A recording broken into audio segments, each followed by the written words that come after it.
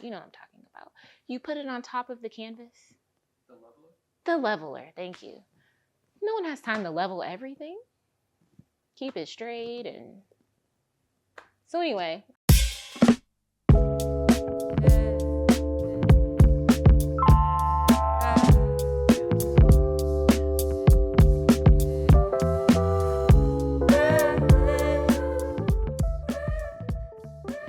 My name's Perri Rhoden. I'm an abstract mixed media artist and muralist from Seattle.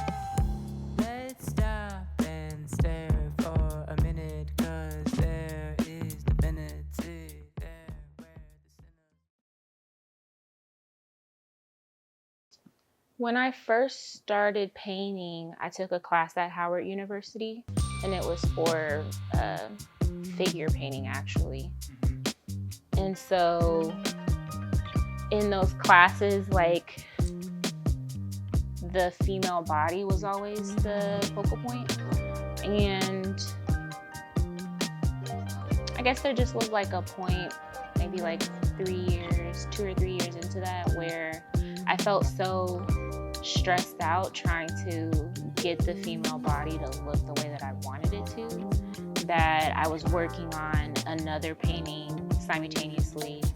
And when I got stressed out trying to paint the figure, I would just like let everything out onto the other canvas. And that actually was the like pivotal moment of, oh, I can do other shit. It doesn't have to be just a figure. And so that was in like 2014. So you could say for the last like 10 years, I've been developing like just this like additional expression of work of like when a female body is not present, or let me not say that, but how can I use my experiences as a Black woman, and that I still am very much inspired by Black women in my life and music and fashion and color and nature. How can I like put all these things together and like evoke the essence of all of that without a body present? Like that's what gives me the most joy. It's taken me a very long time to realize that I'm also an improv artist, that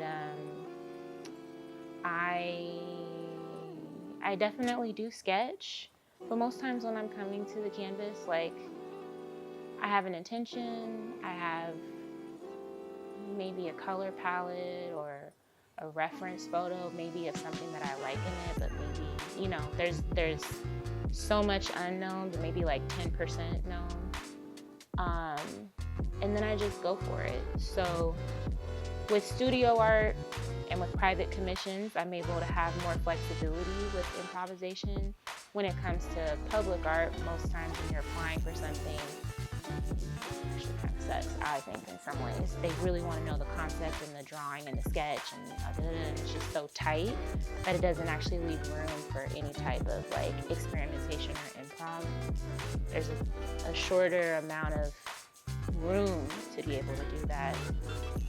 With this piece, I sort of approached it like a Jackson Pollock. So I think there were 5 panels. I laid all the 5 panels out. Takia actually was a blessing in helping me find space to be able to do this. It was at a classroom, in an art classroom, so I didn't have to worry about the floor or anything. I put on maybe like some Sango, hip hop, EDM, K-Tronada vibe music. And I just let the paint, I just poured the paint and let it go.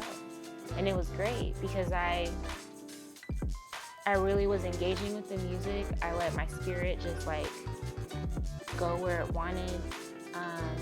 I used a product called GAC, G-A-C, I think it was 800 or 900.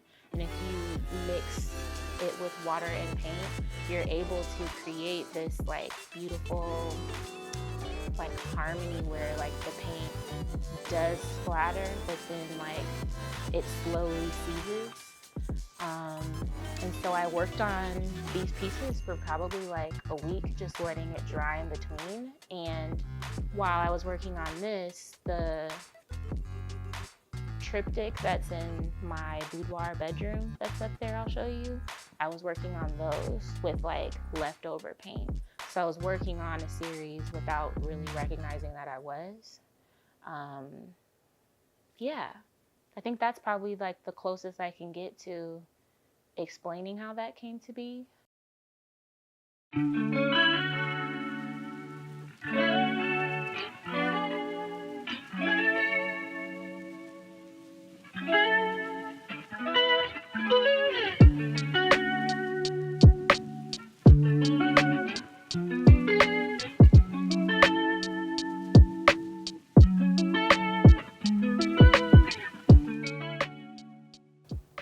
It's just a symbol, a shape, a spiral that I keep coming back to, and I'm actually like not really sure why. It's just I could talk out the side of my neck and say that like maybe it's like a spiral of life and everything's connected.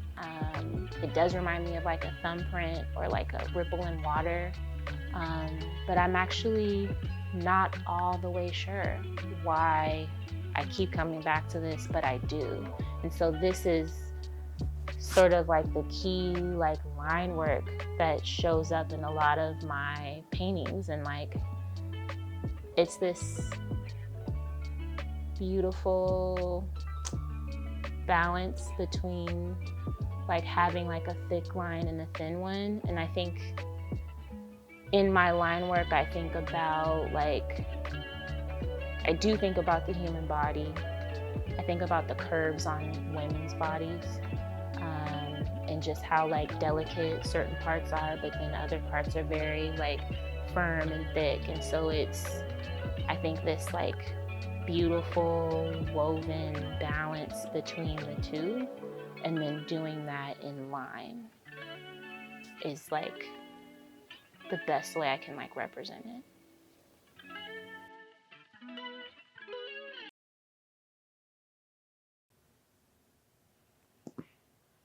Part of the last 10 years for me, and also recognizing where Seattle is at and where it's going, I very much want to celebrate my flowers, and also it's incredibly hard, I think, to live and to survive in Seattle as an artist right now. So I do celebrate my accomplishments, and also I'm trying to give myself grace and rest to be able to think about what it is that I want to do next.